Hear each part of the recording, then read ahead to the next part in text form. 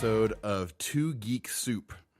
And before I introduce my co-host for today, I want to go over something that I've actually been meaning to talk about for the last couple of episodes, and that is why we're called a Geek podcast. I want to sort of define our terms a little bit because that's a good geeky thing to do.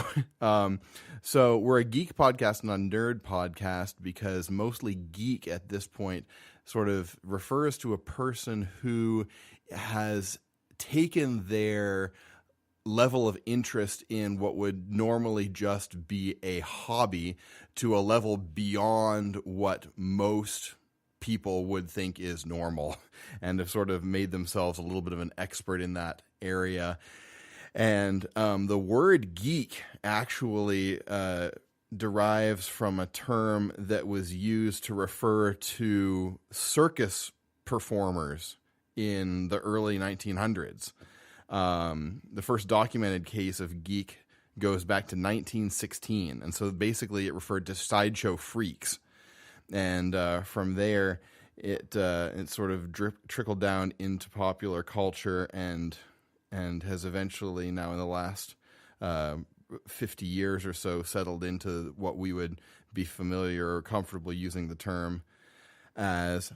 Now, the word nerd is actually a more recent word. The first documented usage of nerd was actually in a Dr. Seuss book, If I Ran the Zoo, in 1950.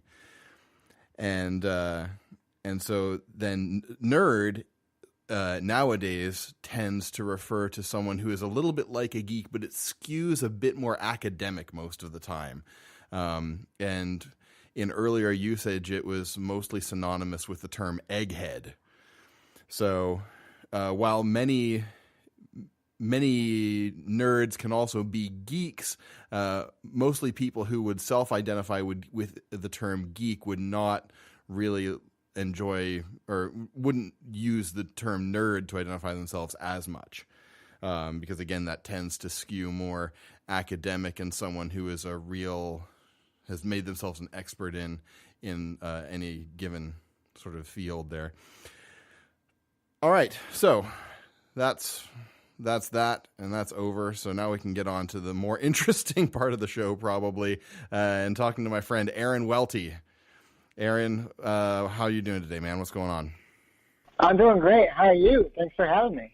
Yeah, well, I'm glad that we've reconnected because I knew you in college, and that has been obviously a long, long time ago now, and sort of just recently got back in touch with you, even though pretty much ever since then I have been, noticing stuff that you post on Facebook because you have always just really delightfully nerdy things that you, or geeky things, I guess if we're going to use our terms well and consistently, geeky Right. things that you post on your Facebook account all the time, and a lot of them are really interesting.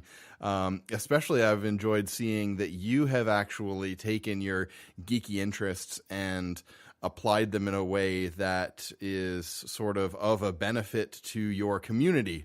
Why don't you talk a little bit about the panels that you hold at that theater? Yeah, so there's a local theater here in Washington, D.C. called the Miracle Theater, and I happen to be friends with the manager. And what the theater does is it's a second-run theater, so when you have a film come to like the cheap theaters after it's done its initial run, and all of the bigger chains like AMC and Regal and things like that.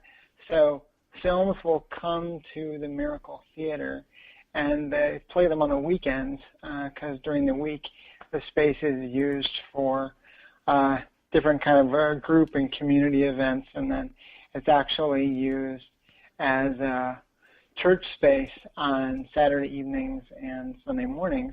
And so when they're not doing that, they show movies. And the manager of the theater and I got to talking before the theater space opened in that capacity, about the possibility of essentially doing moderated panel discussions in connection to superhero films, sci-fi films, fantasy films, Star Wars, things like that. And when they were getting ready to kick things off, the manager came to me and said, so that idea we talked about doing these discussions, are you still game to do that? Do you think you could pull it off? And I said, well, we could certainly give it a try. And so what we've done is we have this kind of rotating kind of Russian roulette group of folks that rotate in and out every time we do a panel. And I'm always generally the one who kind of moderates and guides the discussion. And we've done probably 10 of them so far.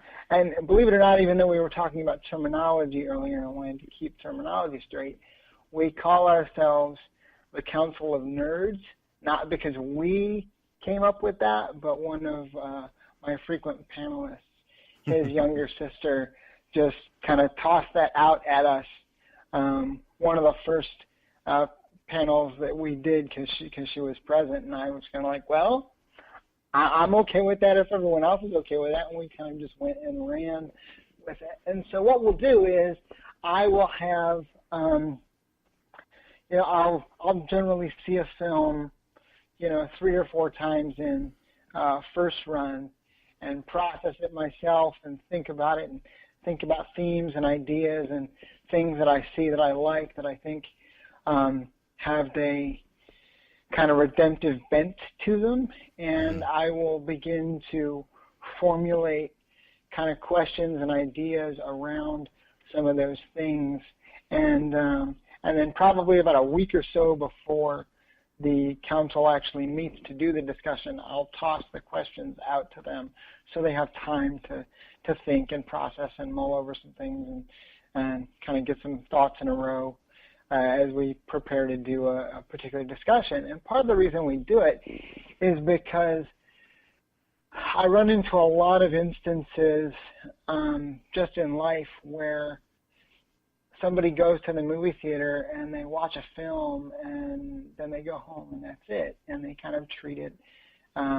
as visual popcorn, right? Where it's light, it's fluffy, we like it, it's it's attractive, but there's not a whole lot of nutritional value. And myself and the other folks that are part of the council, we actually believe that there are some deeper themes and deeper ideas there, and this is an opportunity to talk about them. Mainly, I mean, on one hand, because these are the kind of discussions that we're gonna have anyway. Half the time, right, it's in my living room. We'll come over and we'll watch something and we'll just talk about it, or we'll all go to the theater together and then grab food afterwards and chat about a film or whatnot.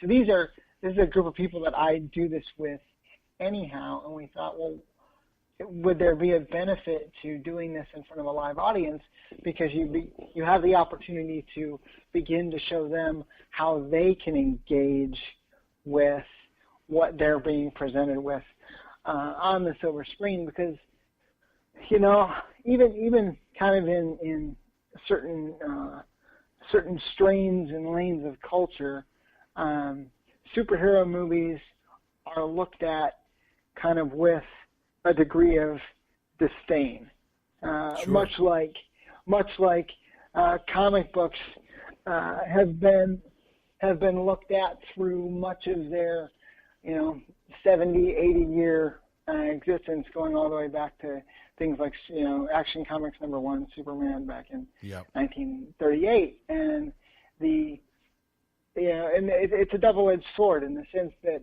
on one hand, there's the downside of that as a medium, as an art form, not necessarily being taken as seriously, even up to today, even though probably today that medium and how those stories and ideas have transferred to other mediums like television, TV, and video games are being taken more seriously than ever before. There's still, there's still a segment of society that's like, no, that's really not, kind of what we're about and what we do. I mean, if you ever went and saw the couple of years ago, that film with Michael Keaton, Birdman, I started to watch it one time, but I actually didn't finish it.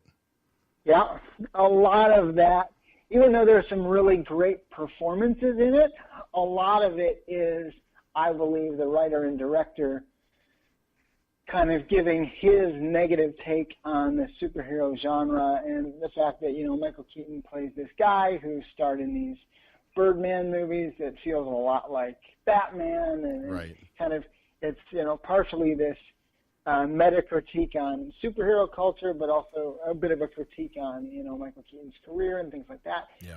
So you have this kind of downside to critiquing that particular art form, but the upside to that is because it's not one that, for so many years has been taken seriously, they're free to essentially do what they want. If there are things in culture that at a given time that they want to comment on, they're free to do that because most people aren't going to take them all that seriously.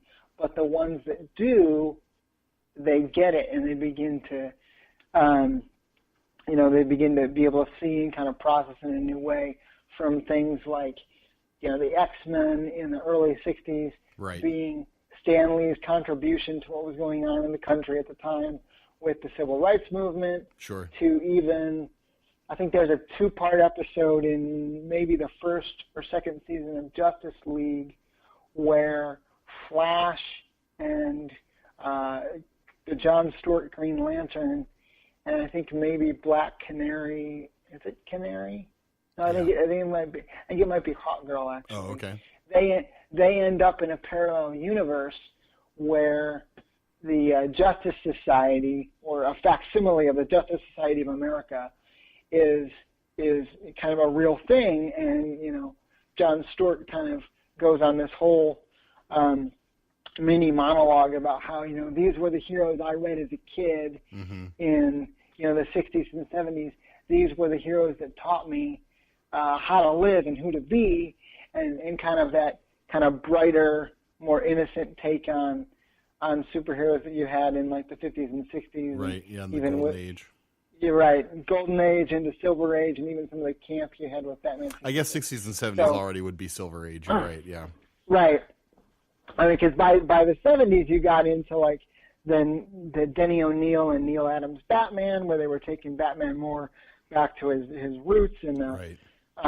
Like late 30s and stuff, that led to what was going on in the 80s, to Batman in '89 with Tim Burton, and you had Dark Knight Returns, Dark Knight Returns, and Watchmen, and all of that. Sure. But so to go back to the idea of what we do at the theater, it's an opportunity to give others that wouldn't normally engage with this kind of stuff an opportunity to engage and ask